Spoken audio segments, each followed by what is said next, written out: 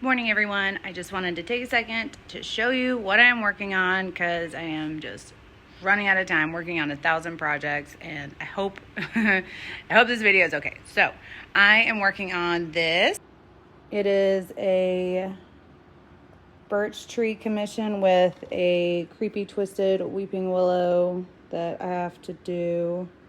And then I have to add more foliage and more of these type branches up here, and then do ground. I am also working on color matching a very specific green and then trying to make it look clear even though it is opaque. So I'm trying to come up with something to make that work. I am also doing 100 tumblers for my sister's wedding, and so I'm just going to show you guys today for the video a little bit of that process of how I made this many of the 100 that I have to do. So enjoy. What's up, everyone? I hope you're having an amazing, brilliant, amazing 2024 so far. I wanted to show you kind of the process that I went through to create some of these tumblers for my sister's upcoming nuptials, her wedding. Her colors are like blacks and purples and like deep colors, but the purple is actually on the lighter side. It's a little bit lavendery. And so I have added a picture of what I am going for in the corner of this video. However, trying to get there was a lot more of an uphill battle than I thought. Sometimes it was too much pigment. Sometimes it was too busy. Sometimes it was too streaky instead of like that cloudy, alcohol inky, ethereal kind of look.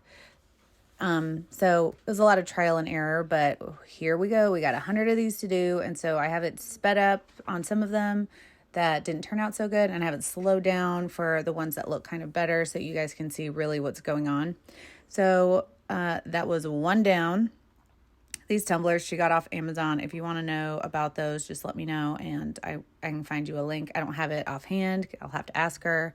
But yeah, I'm going to tell you about the colors, the process, and all of that stuff during this video. So I am using 91% isopropyl alcohol in this little cup that I'm pouring, and also in a pipette, and also in the spritz bottle. All of that is 91% isopropyl alcohol. You want to be 91% or higher for the best results. Also, make sure your tumbler turner is level, or else you're going to get an accumulation of ink either at the rim or at the base. And so you'll see me adjusting kind of the angle that it is every so often. And so the colors I used were Keel Tea Inks Banshee is the kind of grayed out purple. And then I used Violet number 34 from Blick Studio.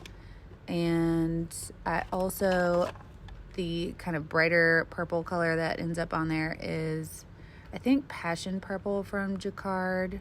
And then, of course, I'm using Pinata by Jacquard, the brass, because it looks amazing.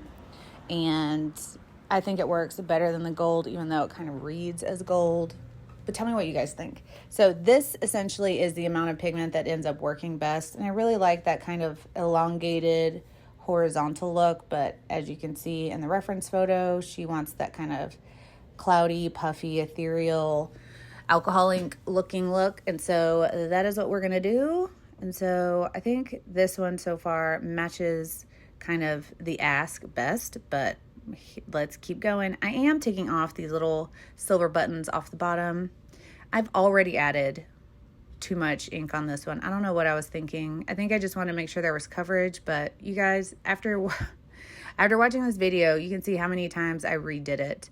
And so the process of moving the ink around, I'm giving swirls, but also pushing up from the bottom.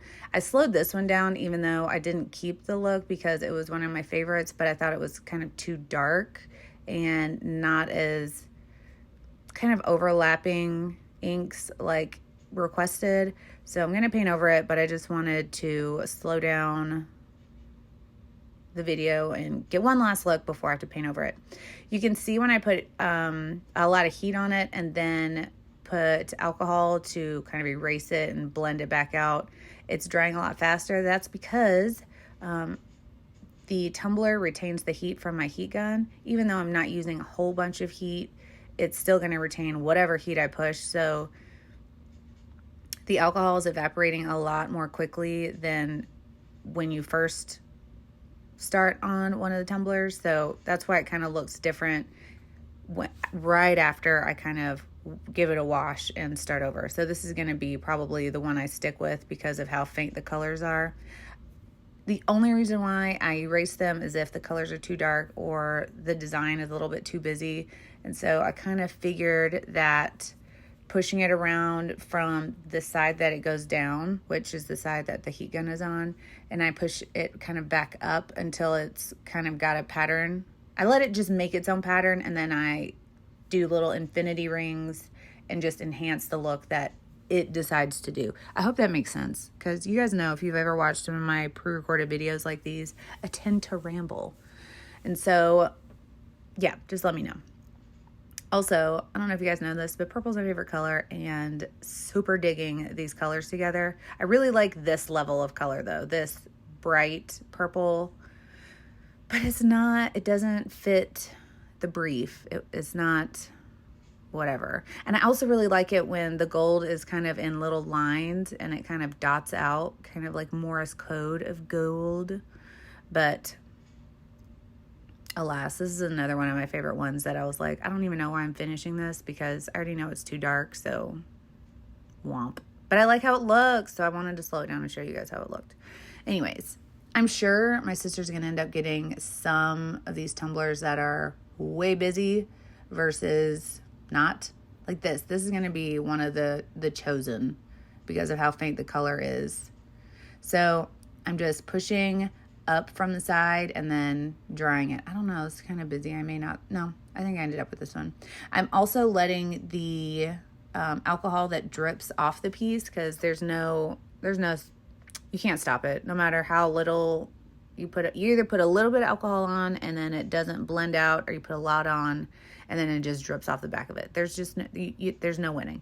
So what I've kind of done is just put an absorbent paper towel under the piece, and then I take it up every once in a while and dab it on the base to give it some color without it kind of streaking. It's just it doesn't look the same.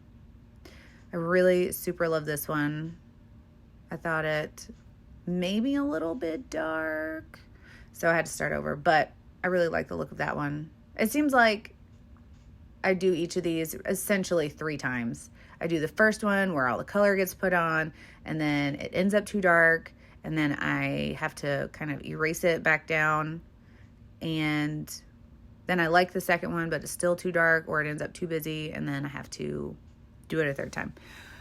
But ultimately it ends up where I want them to look, like this. And I hope you enjoyed the process. I have, how many is this? 6, 9? I'm not sure. It's 7.